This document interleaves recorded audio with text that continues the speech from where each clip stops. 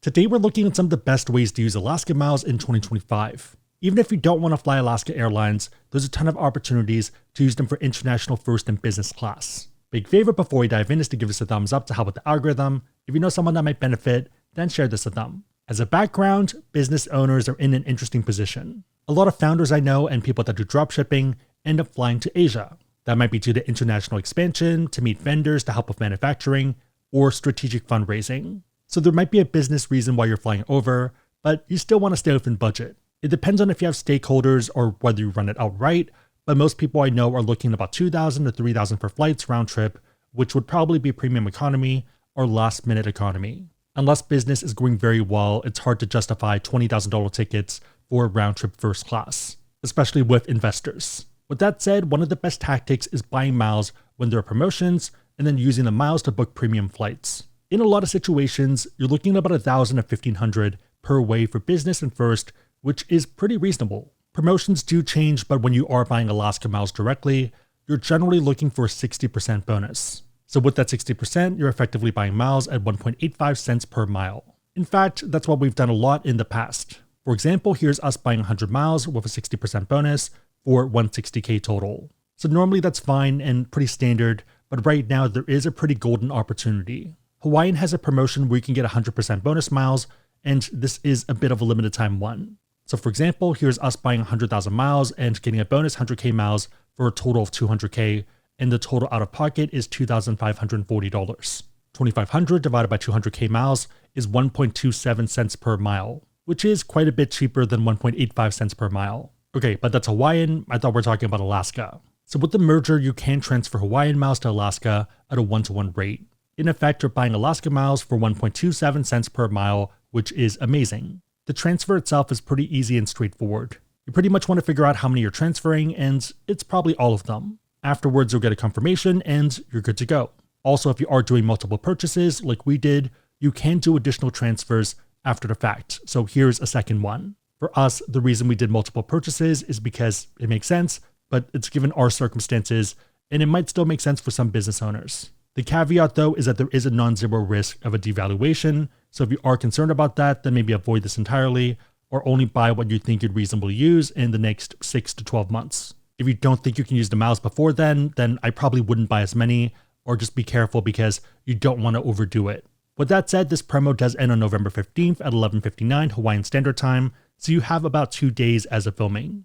I've definitely been wrong before, but I don't think we'll see a promotion as good as this, given that this is such a weird edge case. So an acquisition just happened, and it seems like Hawaiian's trying to get liquidity, whether it's for bonuses or for something else. But yeah, for us, given the opportunity and how good it is, we've built our stockpile to over 1 million miles. If you are interested in buying miles, I'll put a link down below. With that said, let's look at why Alaska miles are powerful. A lot of it is due to their extensive network. On the left-hand side, you can see that they're part of oneworld, which has a lot of options like American Airlines, Japan Airlines, and Qantas. Qatar is also a really good one given Q Suites. Outside of oneworld, they do have other specific partners and partnerships, such as Air Tahiti Nui, Condor, and Starlux. They do have an award chart that they try to stick to, but there are a lot of outliers, so that's the starting price. Starlux is a great example of this, and you'll see why later. Feel free to pause, but if you are flying within the US or the Americas, then these are the prices. Although this does depend on distance and whether you're flying economy, premium economy, business, or first. There definitely are use cases domestically, but I think international is a lot more interesting. Instead, let's look at the Middle East and Europe. For a lot of people, there's going to be 3 sweet spots. 3,500 to 5,000 miles, where business is 55K, and first is 82.5K. For 5,000 to 7,000 miles, business is 70K, and first is 105K. And then for 7,000 to 10,000, business is 85, and first is 130K. Asia is another popular option, with the 5,000 and 7,000 being a sweet spot, and same with the 7,000 to 10,000. So here you're looking at 75K miles to 110K, and 85K to 130K miles. Especially for certain airlines like Starlux and Cathay, you're looking for more inter-Asia options because that's when it's going to be more affordable. Okay, so we know the charts and the award pricing. Let's look at some examples. First up, we have American Airlines. Their domestic products aren't the best, but international's not bad. It does depend on aircrafts, but you're still looking at lay-flat seats, and it seems pretty solid and modern. For example, let's say we want to fly from New York to Tokyo, which is 6,700 miles. Looking for the award chart at Asia Pacific, it's 75K for business and 110K for first. So randomly looking at JFK, we see space 3 days out. It's going to be 75k miles and $19, which is pretty immaterial for fees. For this type of stuff, you generally want to be a bit more flexible and check often because space can open up. Maybe I'm alone in this, but I kind of treat it like basketball where I kind of check it anyways, so it's not that big of a deal. It's something I do when I'm bored. 75k miles times 1.27 cents per mile, which is what we bought it for, plus 19 in fees, means that we're paying $971.50 for a one-way business class ticket. And that's from JFK to Tokyo, which is a pretty long flight. If you did last minute for American, it's about 12,000 round trip, so 6,000 one way. Even if you were a bit more responsible and looking a few months out in advance, cheapest I could find is 6,900, so that's about 3,500 one way, but otherwise you're looking at about the 8,000 range, so 4,000 per way. The cheapest I could find was 6,800, but that's Japan in summer and people generally don't want to go then, and that's still 3,400 per way. If you're buying miles and you can find availability, you're generally getting a pretty good deal. So the benefit being that you're paying 10 to 25 cents on the dollar for the same flight. Disadvantage though is that you do have to find availability, which does tend to be either last minute, and there's more stress with that. There also are other forums like Flyer Talk Premium Fares that do share deals, but for a lot of the international ones, you do have to start from abroad and then fly to the US. You can't do the reverse of it, and you also can't drop the first leg. You have to start abroad. And oftentimes, even then, you're looking at 1,500 to 2,500 for business. So we do track this stuff, but buying miles is a bit better for price and also availability and using it. If you're not in a position to buy points yet, then getting cards is still a great solution. Especially if you are still building out the business and trying to maximize value from the spend you're doing, then that might be the better move. On that note, if you want to learn about cards and want to support the channel, we do have links on the website, asksebby.com, and also down below in the description box. Make sure the links are competitive, but otherwise, it is a huge way to support the channel, so thank you in advance. Next up, let's move to Japan Airlines. If you don't want to search day by day, you can also look at the monthly calendar. If you are doing searches on Alaska, then you'd want to press flexible dates. This allows you to search specifically for business and first class. So for business, we see 130K, 300K, and 75K. 130K is Starlux, which we've talked about being kind of a problem child within the Alaska program. Unsurprisingly, 300K is also Starlux, so you basically don't want to fly them from the US to Asia, and you'd probably only want to do inter-Asia or the other way around. My view being that if I'm not getting good value, if it's not a good redemption, I'm not going to use the miles, or I'll fly something else. The 75K one is going to be Japan Airlines, which does have a few options, so riding through Seattle and also through San Diego, or also just directly from SFO. There's $19 in fees, but that's pretty immaterial.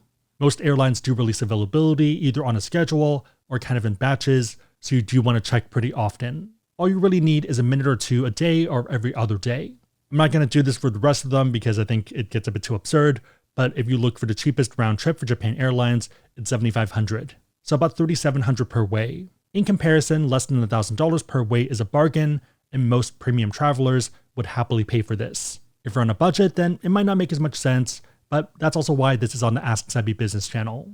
One we've done in the past, but it's a lot harder now to find availability, is Japan Airlines First Class. Maybe it's an unpopular opinion, but I do think JAL First is a bit better than ANA First, so ANA First, because of the food, more consistent soft product, and hard product is a bit weak, but they also have a new aircraft that's supposed to address this. If you're in the tourism space, or maybe you're buying miles to go on vacation with Player 2, then Air Tahiti Nui is worth considering. So this would be getting from the US to Tahiti in order to probably go to Bora Bora. In this case, you're looking at 60k miles for business class and $24 in fees. It definitely can be a bit higher, so here is 75k as well, but you'd want to look for 60k if possible, and I probably would not book 75 unless you didn't have another option. It's not the best business class by any means, but if you are going there, then this is one of the options, along with United, French Bee, and also Air France. If you want to go a bit further, you can go to Fiji, and Fiji Airlines is an option. It's not the most exciting business class, but it is on our list to review,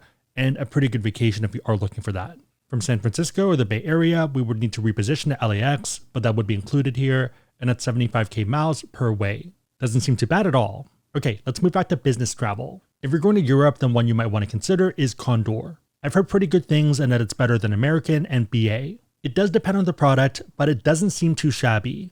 From Frankfurt to the west coast of the US, you're looking at 70k miles and $197 in fees. So fees are a bit more aggressive because it's Europe, but it's fine. At the same time, this does kind of feel like a Starlux type option, where they do kind of charge you a lot more on certain dates. For example, here is Frankfurt to New York for December 5th.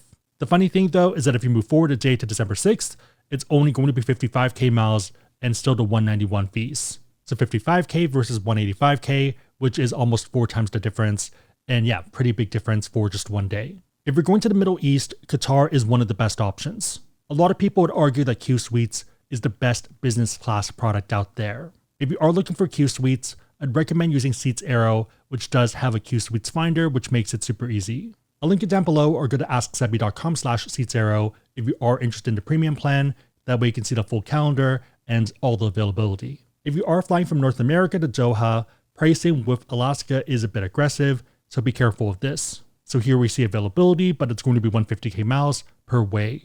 If you do the reverse though, so from Doha to the US, so Doha to JFK, then we do see some for 70k miles. Between Doha and Europe, it's going to be a lot better. So for example, here's 45k miles to Berlin. It is a bit shorter of a flight, but still 6 hours. Another option would be Doha to Madrid, which would be 45k miles, and that's pretty solid. Main reason is that that's almost an 8-hour flight, so pretty long. There are a lot of other options, but we're covering ones that we're considering and that we're probably doing next year. Again, if you are looking to buy Hawaiian miles for this promotion, it ends November 15th at midnight Hawaiian time. If you want to learn more about cards and support the channel, we have links on the website, asksebby.com, and down below in the description box. If you made it to this point, leave a palm tree emoji in the comments down below, and I'll try to heart it and also respond. 3 questions. Number 1, how do you normally redeem your points and miles? Number 2, would you buy points or miles? And number 3, do you have any work or personal travel plans for next year? Especially curious if you are using Alaska miles, because we are looking for more inspiration. Big favorite, thumbs up, share this, by the way, if you liked it. See you next time.